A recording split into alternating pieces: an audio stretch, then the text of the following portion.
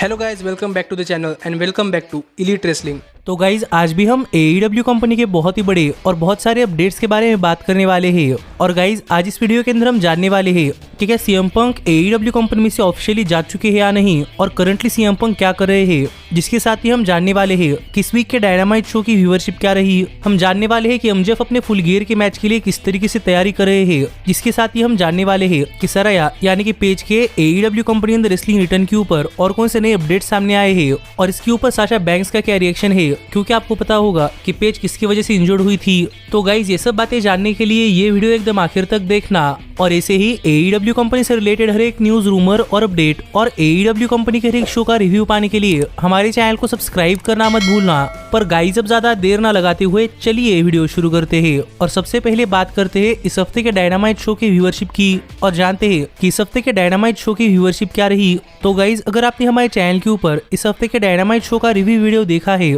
तो आपको पता होगा कि इस वीक का डायनामाइट शो भी एक बहुत ही बढ़िया डायनामाइट शो था। लेकिन गाइज इस सब के बावजूद भी इस हफ्ते के डायनामाइट शो की व्यूअरशिप इसके पहले हुए डायनामाइट शो के मुकाबले करीब 3-4% ही बढ़ी है। और जहां पर इसके पहले हुए डायनामाइट शो को व्यूअरशिप मिली थी 911 के व्यूअर्स, तो वहीं पर इस हफ्ते के डायनामाइट शो को व्यूअरशिप मिली है 930 के व्यूअर्स। जो देखा जाए तो डायनामाइट शो की व्यूअरशिप के अंदर थोड़ा भारी जंप था। पर जहां तक बात है 18 to 49 एज डेमोग्राफिक की, तो गाइज 18 to 49 एज डेमोग्राफिक में भी डायनामाइट शो की व्यूअरशिप करीब 3-4% ही बढ़ी है। जहां पर इसके पहले हुए डायनामाइट शो को 18 to 49 एज डेमोग्राफिक के अंदर रेटिंग्स मिली थी 0.29, तो वहीं पर इस हफ्ते के डायनामाइट शो को 18 to 49 एज डेमोग्राफिक के अंदर रेटिंग्स मिली है 0.32, जिससे कि आप समझ सकते हैं कि 18 to 49 एज डेमोग्राफिक में भी डायनामाइट शो को उतना ही फायदा हुआ है जितना कि ओवरऑल व्यूअरशिप के अंदर हुआ है। पर इस सब के साथ ही इस वीक का डायनामाइट शो वेंसडे के टॉप 150 केबल टीवी प्रोग्राम्स के अंदर नंबर 6 की पोजीशन के ऊपर आता है, जो कि पहले नंबर 5 की पोजीशन के ऊपर था। जिससे कि आप समझ सकते हैं कि डायनामाइट शो की व्यूअरशिप तो थोड़ी फार बढ़ रही है लेकिन रैंकिंग्स नहीं।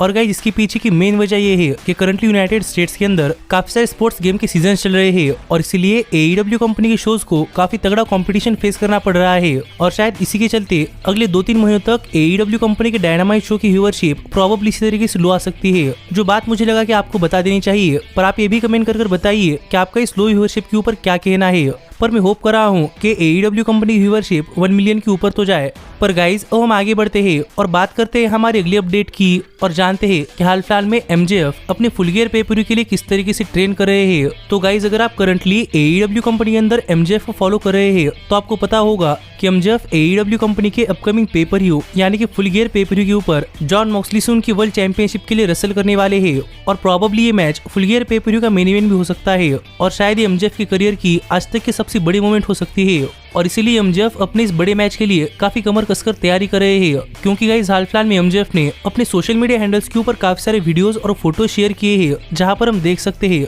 कि MJF अपने फुल गियर पेपर के मैच के लिए काफी कमर कसकर तैयारी कर रहे हैं। और गाइस आप इन फोटोज के अंदर भी देख सकते हैं कि MJF करंटली कितने तगड़े फिजिक के अंदर है, जो कि प्रोबेबली आप में से कई सारे लोगों ने नोटिस नहीं किया होगा, क्योंकि MJF मोस्टली AEW कंपनी के टेलीविजन के ऊपर अपने बॉडी को पूरी तरीके से कवर करते हैं। लेकिन गाइस रियल लाइफ में करंटली MJF एक काफी बढ़िया फिजिक के अंदर है, और प्रोबेबली MJF की फिजिक AEW कंपनी के रेसलर्स की सबसे बेस्ट फिजिक में से एक है। जहां पर आप भी मुझे कमेंट कर बताइए कि आपके MJF की इस प्रिपरेशन के ऊपर क्या कहना है, और MJF की फिजिक देखकर आपको क्या लगता है। पर मोस्ट इंपॉर्टेंटली क्या आपको ये लगता है कि MJF वर्ल्ड चैंपियन बन पाएंगे या नहीं, पर इसके बारे में हम आने वाले वीडियोस के अंदर बात करेंगे। लेकिन गाइज अब हम आगे बढ़ते हैं और जरा MJF के साथ बात कर लेते हैं क्रिस जेरिको की, क्योंकि गाइज हाल फिलहाल में इस हफ्ते AEW कंपनी का डायनामाइट शो चलने के दिन ही क्रिस जेरिको का बर्थडे था। और गाइज क्रिस जेरिको 52 ईयर्स के हो चुके हैं, और यहीं पर क्रिस जेरिको ने अपना बर्थडे सेलिब्रेट करते हुए अपने सोशल मीडिया हैंडल्स के ऊपर एक फोटो शेयर किया है, जहां पर आप देख सकते हैं कि क्रिस जेरिको अपने 52 ईयर्स की एज में भी बहुत ही बढ़िया फिजिक के अंदर दिखाई दे रहे हैं।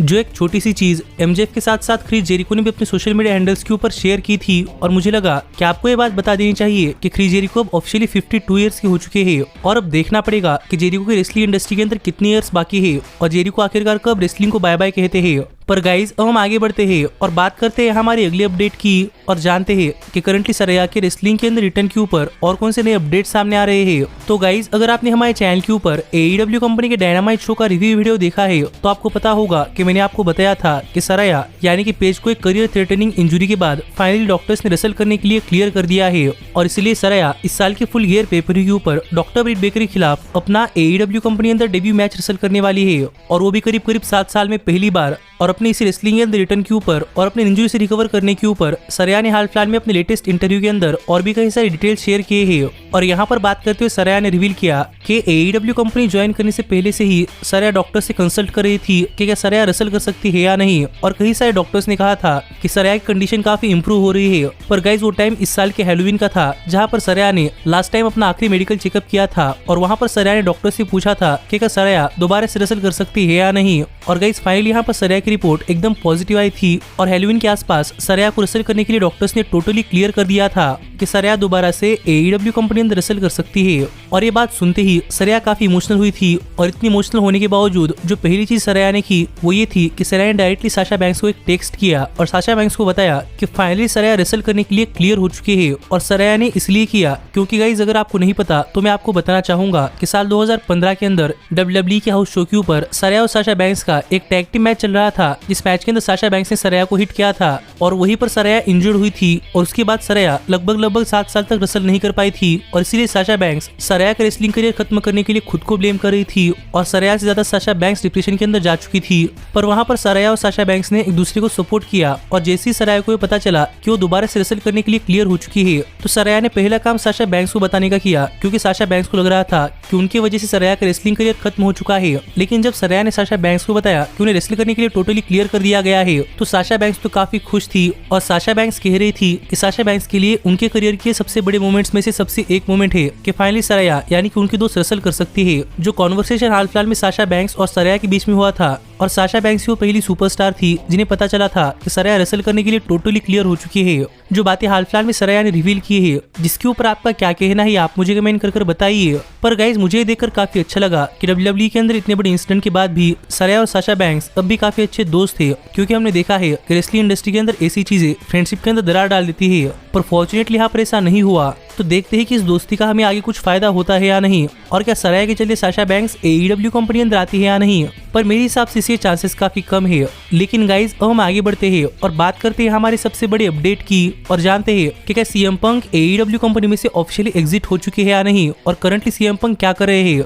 तो गाइज मुझे लगता है कि आपको CM Punk का पूरा ड्रामा पता है, और मुझे नहीं लगता कि मुझे आपको ये ड्रामा दोबारा से एक्सप्लेन करने की जरूरत है, क्योंकि CM Punk की इतने बड़े ड्रामा के बाद ऐसे रिपोर्ट सामने आ रहे थे कि CM Punk और AEW कंपनी इन दोनों के बीच में नहीं बन रही, और probably AEW company CM Punk से उनका कॉन्ट्रैक्ट खरीद कर पंक को अपनी कंपनी में से रिलीज करने वाली है। और गाइज पंक की इतने बड़े कंट्रोवर्सी के बाद हमें पंक कहीं पर भी नहीं देखने को मिले थे, लेकिन गाइज हाल फिलहाल में CM Punk ने अपनी इतनी बड़ी कंट्रोवर्सी के बाद अपनी ऑफिशियली पहली अपीयरेंस कर दी है, और ये अपीयरेंस किसी रेसलिंग शो के अंदर नहीं बल्कि एक MMA के शो के ऊपर एज ए कमेंटेटर थी, जो काम इससे पहले भी CM Punk ने AEW कंपनी ज्वाइन करने से पहले किया था, क्योंकि CM Punk एक MMA के कंपनी के अंदर वहां पर MMA के लिए कमेंट्री करते थे, और दोबारा से CM Punk अपनी उस जॉब के ऊपर लौट चुके हैं, जो देखने में ऐसा लग रहा है कि प्रोबेबली अब CM Punk ने ऑफिशियली रेसलिंग को बाय बाय कर दिया है, और अब CM Punk शायद दोबारा से कभी वापस नहीं आएंगे। पर यहीं पर भी कमेंट्री करते हुए पंक ने ये कहा कि पंक सभी फाइट भूलने वाले हैं, जिससे कि CM Punk indirectly AEW company के बैकस्टेज में हुई फाइट को एड्रेस कर रहे थे। तो अब देखना पड़ेगा कि क्या ये CM Punk की AEW कंपनी में से या फिर रेसलिंग में से ऑफिशियल एग्जिट है, या फिर आज के बाद भी CM Punk की रेसलिंग रिटर्न के ऊपर और कौन से नए अपडेट सामने आते हैं। पर गाइस सच में कहना पड़ेगा कि पिछले 1-2 साल रेसलिंग इंडस्ट्री के अंदर काफी शॉकिंग साल रहे हैं, क्योंकि इन सालों के अंदर ऐसी चीजें हुई है जो कि हमने कभी नहीं सोची थी, जैसे कि CM Punk का वापस आना और विंस मैकमैन का रिटायर होना, जो तो थोड़े फार शॉकर्स थे।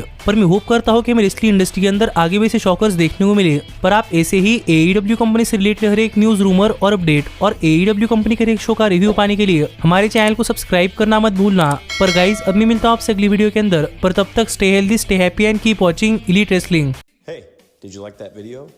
Click the screen for more. And where do you think you're going? Check out our official merchandise page and to support the entire cast. And thanks so much for being the elite. The elite, the elite. What, Nick, you're not going to sing it all with me this time?